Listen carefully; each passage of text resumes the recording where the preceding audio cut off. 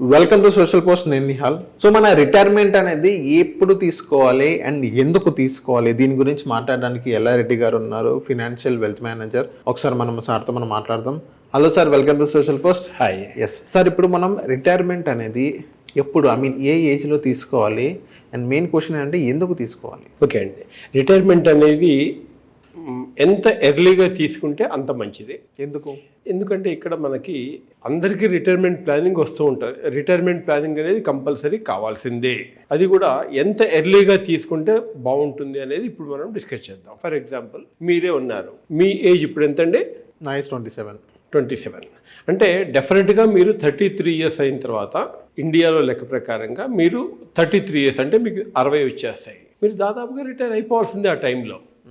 నిజంగా రిటైర్ కావాలా లేదా, ఇంకా వర్క్ చేసే అవకాశం ఉంటుంది ఒక్కోసారి కొంతమందికి. బట్ ప్యాషన్లీ మీరు కావాలంటే వర్క్ చేసుకోవచ్చు. కానీ కొన్ని సిచ్యువేషన్స్ ఎలా ఉంటాయంటే, ఫైనాన్షియల్ సిచ్యువేషన్స్, హెల్త్ ఇష్యూస్ కానీ what ever, you have to retire by the time. ఆ టైంలో మీకు సఫిషియంట్ అమౌంట్ ఉన్నాయి అంటే మీరు రిటైర్మెంట్ అవుతారా లేదా అనేది వేరే సంగతి. కొంతమందికి రిటైర్మెంట్ ఆ టైంలో సఫిషియంట్ అమౌంట్ లేదనుకోండి, still they have to work. అందుకని ఎంత ఎర్లీగా మనం ప్లాన్డ్గా వర్క్ చేస్తేనే మనము రిటైర్మెంట్ సఫిషియంట్ కార్పస్ మనము అక్యుములేట్ చేసుకునే అవకాశం ఉంటుంది. ఫర్ ఎగ్జాంపుల్, ఇప్పుడు మీ చిన్న ఎగ్జాంపుల్ తీసుకుందాం. మీ ఏజ్ ఇప్పుడు 27 ఇయర్స్, 33 సంవత్సరాలు అయిన తర్వాత మీరు రిటైర్ అయిపోతారు. సో ఈ రోజు మీ ఎక్స్పెండిచర్ ఎంత అండి? అప్రాక్సిమేట్లీ 30 చేసుకోండి. మీ లైఫ్ స్టైల్ బట్టి మీకు అరౌండ్ 30,000 రూపీస్ ఉంటాయి.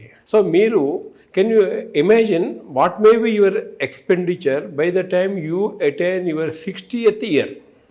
దగ్గర ఒక 1 lakh 2 lakhs వరకు జనరల్లీ అదే అనుకుంటారు చాలామంది. కానీ మన ఇండియాలో ఇన్ఫ్లేషన్ని బట్టి చూసుకుంటే దాదాపు 2,80,000 రూపాయల పర్ మంత్ ఎక్స్పెండిచర్ మీకు అయ్యి తీరాల్సిందే. ఈరోజు 30,000 రూపాయల same life style by the time you retire, me expenditure per month is 2,80,000 rupees. మళ్ళీ ఒకసారి చెబుతున్నాయండి, అన్ఇమాజినబుల్. కాకపోతే ఒక్కోసారి కొంతమంది అనుకుంటారు, ఓకే నో ప్రాబ్లం సార్, ఈరోజు నా ఎక్స్పెండిచర్ ఎంత ఉంది, బట్ ఆ టైం వరకు నాకు శాలరీ కూడా పెరిగిద్ది కదా అనుకుంటారు. కానీ ఈరోజు 30,000 తోటి గెటాన్ అయ్యే మీరు ఒక 3,000 తోటి గెటాన్ కాగలరా ఎవ్రీ మంత్? డిఫికల్ట్ సిచ్యువేషన్ వచ్చింది, మీ జేబులో 3,000 రూపాయలు మాత్రమే ఉన్నాయి. Can you get on? ఆ మంత్ మొత్తం సర్వైవ్ కాగలరా? కష్టం. ఎందుకు అడిగానంటే ఈ క్వశ్చన్, ఈరోజు మేబీ 1 lakh రూపీస్ సంపాదించే మీరు 3,000 తోటి సర్వైవ్ కాలేరు. అవును. బట్ రిటైర్మెంట్ అయిన తర్వాత మీ ఇన్కమ్ ఎంతంటే? 0 literally. But expenditure 2,80,000 rupees per month at the age of 60. మళ్ళీ 65కి పెరిగిద్ది, 70కి పెరిగిద్ది, 75కి పెరిగిద్ది, 80, 85, 90 పెరుగుతూనే ఉంటుంది. ఎట్లా? సో దానికి ఏం చేయాలంటే మనము సఫిషియంట్ కార్పస్ అనేది మనం బిల్డ్ చేయాలి. ఓకే. సో ఆ కార్పస్ నుంచి రెగ్యులర్గా మీకు అవుట్ఫ్లో ఇంట్రెస్ట్ జనరేట్ చేస్తూ ఉంటుంది. కాబట్టి ఆ అమౌంట్ తోటి మీరు సర్వైవ్ కావాలి. ఆ కార్పస్ అనేది బిల్డ్ చేయాల్సిన అవసరం ఉంటుంది. దాదాపు 6,12,00,000 రూపాయల కార్పస్ అనేది మీరు బిల్డ్ చేయాల్సిన అవసరం ఉంటుంది. ఓకే అండి, అది బిల్డ్ చేయాలంటే ఎక్కడ ఇన్వెస్ట్ చేయాలి? అందరికీ వచ్చే క్వశ్చన్ చాలా ఉన్నాయండి. Bank FD, post office, PPF చాలామంది ఆల్రెడీ చేస్తున్నారు. కొంతమంది ఇండియన్ ట్రెడిషనల్ ప్రకారం ఇన్వెస్ట్మెంట్ అనేది ఫస్ట్ మనకు గుర్తొచ్చేది real estate and gold. Indian traditional ప్రకారం ఎగ్జాక్ట్లీ ఈ రెండు తప్ప ఎవరికి మ్యూచువల్ ఫండ్స్ సంబంధించింది కానీ ఎస్ఐపి సంబంధించింది ఇందులో ఇంకా చాలా డెప్త్ ఉంది. సో దాని గురించి ఎవరికి తెలియదు. సో ఇప్పుడు మనం ఇందులో ఇన్వెస్ట్ చేయాలంటారు, apart from gold and real estate కాకుండా, ఈ రెండు కాకుండా ఇందులో ఇన్వెస్ట్ చేయడం మంచిది. ఎస్, అల్టిమేట్గా mutual fund is very good. ఎందుకు అంటే ఇక్కడ ఇన్ఫ్లేషన్ అనే ఫ్యాక్టర్ ఒకటి ఉంటుంది. బ్యాంక్ ఎఫ్డి, పోస్ట్ ఆఫీస్ కానీ, పీపీఎఫ్ కానీ ఇవన్నీ కూడా మనకి 7-8% ఎట్ ది మోస్ట్ ఇవ్వచ్చు. బట్ ఇన్ఫ్లేషన్ కూడా ఈ రోజున అంటే యావరేజ్గా చూసుకుంటే దాదాపు 7% ఉంది. అంటే రియల్ రేట్ ఆఫ్ రిటర్న్ ఎంత వస్తుంది అంటే, ఇన్ఫ్లేషన్ పోయిన తర్వాత మీకు రిటర్న్ ఎంత వస్తుంది, అది important. So gold definitely it will give inflation beat చేసే రిటర్న్స్ డెఫినెట్గా గోల్డ్లో వస్తాయి, no doubt about it. And real ఎస్టేట్లో కూడా ఇన్ఫ్లేషన్ని బీట్ చేసే రిటర్న్ దానిలో డెఫినెట్గా వస్తాయి. ఓకే. సో కాకపోతే ఏంటంటే ఇక్కడ రిటైర్మెంట్ ప్లానింగ్లో వచ్చేపాటికి ఎవరైనా గోల్డ్ అమ్మేసి డైలీ నీడ్స్కి ఎవరైనా ఖర్చు పెట్టే అవకాశం మీరు ఎప్పుడైనా చూశారు మీ లైఫ్లో? ఉన్నారు కానీ తక్కువ ఉన్నారు. ఇల్లు అమ్మేసి ఎవరన్నా రిటైర్మెంట్ కార్పస్ ఎవరన్నా బిల్డ్ చేశారా? లేదు పొలం అమ్మి ఎవరన్నా రిటైర్మెంట్లో పెట్టేసి ఎవ్రీ మంత్ తీసుకుంటున్నారా?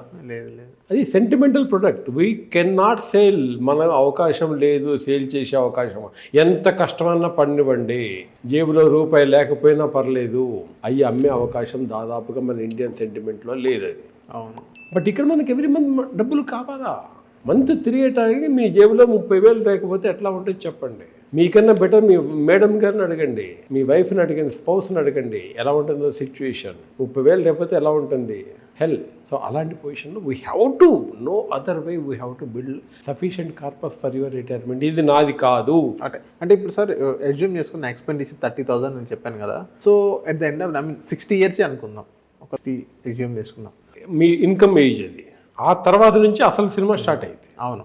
అండ్ ఇవి 30,000 ఎక్స్పెండిచర్ని నేను పర్ మంత్ ఎంత మ్యూచువల్ ఫండ్స్ కానీ ఎస్ఐపీలు కానీ ఎంతవరకు మనం ఇన్వెస్ట్ చేయాలి, నేను ఇన్వెస్ట్ చేయాలి. At the end of the year 60 age అప్పుడు నాకు ఎంతవరకు కార్పస్ అనేది జనరేట్ అయ్యే ఛాన్సెస్ ఉంది. ఇక్కడ నాకు 2 ఇన్ఫర్మేషన్ చెప్పండి. ఎవ్రీ మంత్ నేను ఎంత ఇన్వెస్ట్ చేయాలి, first point. And second point, every month నా దగ్గర లేకపోయినప్పటికీ ఎప్పుడన్నా నాకు ఏదైనా శాలరీ హైక్ కానీ ఏదైనా సంథింగ్ వచ్చినప్పుడు ఒక లంసమ్ అమౌంట్, ఒక అమౌంట్ అంతా నేను అలా పక్కన పెట్టాలి మ్యూచువల్ ఫండ్స్. ఆ అమౌంట్ అంటూ ఎంత పెట్టాలి?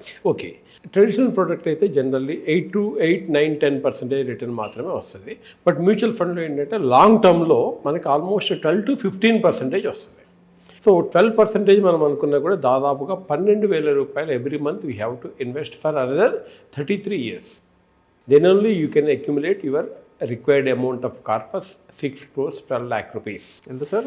6 కోట్ల 12 లక్షల రూపాయలు కావాలంటే మీరు దాదాపుగా 12,000 రూపాయలు ఎవ్రీ మంత్ సేవ్ చేయాలి. అదే 15% కనుక ఎక్స్పెక్ట్ చేసేటట్టయితే మీకు దాదాపు 5,600 రూపాయలు సరిపోతాయి. ఓకే. చాలామంది చేస్తుంటారు, 3% తేడాతో మొత్తం క్యాలిక్యులేషన్ మారిపోతుంది. ఇంకొకటి కూడా ఉంది, చాలామంది ఏం చేస్తారంటే ఓకే ఎస్ఐపి పెట్టొచ్చండి బాగానే ఉంటుంది, కానీ ఒకటేసారి పెట్టేస్తారు, నా దగ్గర డబ్బులు ఉన్నాయి సార్ ఎంత పెట్టాలని అడుగుతారు. ఎస్, ఈ రోజున 6,08,000 పెట్టేసేయండి. ఎట్ ది రేట్ ఆఫ్ 15% చొప్పున మీకు కావాల్సిన కార్పస్ ఆటోమేటికలీ బిల్డ్ అయిపోయింది by the time you retire. 6 లక్షల రూపాయలు పెట్టేస్తే చాలు. ఇక్కడ మెయిన్ ప్రాబ్లం మనకి ఎందుకు వచ్చింది అంటే ఇన్ఫ్లేషన్.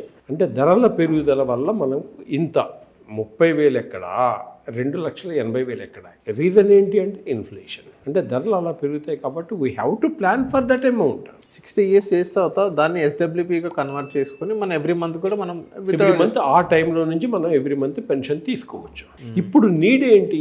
ఓకే, ఇంకొక క్వశ్చన్ మీకు, మీరు ఎప్పుడు రిటైర్ అవుదాం అనుకుంటున్నారు అని చాలామంది నేను కస్టమర్ని అడిగితే, సార్ సాఫ్ట్వేర్ జాబ్ నాకు 60 దాకా నేను వర్క్ చేయలేను సార్, తొందరగా రిటైర్ కావాలి. ఇంకా టిపికల్ ఆన్సర్ అంటే రీసెంట్లీ ఒక కస్టమర్ చెప్పింది ఏంటంటే ఎస్టర్డే సార్ ఆర్ టుమారో అన్నాడు. అంటే రేపే నేను రిటైర్ అయిపోతే బాగుండును అనుకుంటున్నాడు. ఓకే అండి, అలాంటి అంటే పీపుల్ మధ్య మనం ఉన్నాము. యాజ్ ఎర్లీ యాజ్ పాసిబుల్ నేను రిటైర్ కావాలి, లైఫ్ ఎంజాయ్ చేయాలి అంటే కార్పస్ అల్టిమేట్గా రావాల్సిందే. కార్పస్ ఉంటే మనం ఎంజాయ్ చేస్తాం, ఏదైనా చేస్తాము. అది ఇప్పటి నుంచి ప్లాన్ చేసుకుంటే బాగుంటుంది. ఓకే అండి. యాక్చువల్లీ ఓల్డ్ పీపుల్ గవర్నమెంట్ జాబ్లో ఉన్నారు, వాళ్ళకి ఏంటంటే స్టేట్ వాళ్ళు అప్పుడు ఇచ్చేది గవర్నమెంట్ పెన్షన్ క్రియేట్ చేసేవారు. ఈ రోజున 2004 తర్వాత government is not having that pension plan. అవును, you have to build yourself. Government ఎంప్లాయీసే కాదు, ప్రైవేట్ ఎంప్లాయీ అయినా, బిజినెస్ మ్యాన్ అయినా, ఎవరైనా you have to build your own plan. Own corpus మీరు బిల్డ్ చేయాల్సిందే. ఎవరో వచ్చి ఇచ్చేది ఒకప్పుడు క్వశ్చన్, ఇప్పుడు లేనే లేదు. ఓకే అండి. సో దానికి కరెక్ట్ సూటబుల్ ప్లాన్ మీ దగ్గర ఉందా లేదా, ఉండి తీరాల్సిందే. దానికోసం ఎంక్వైరీ అన్నా చేయండి, ఒక కరెక్ట్ ఫైనాన్షియల్ అడ్వైజర్ అన్నా కనుక్కొని మీ ప్లాన్ మీరు చూసుకుంటేనే యాజ్ ఎర్లీ యాజ్ పాసిబుల్. మీకు ప్లాన్ కనుక లేకపోతే మళ్ళీ కష్టపడాల్సిందే ఆ ఏజ్లో కూడా.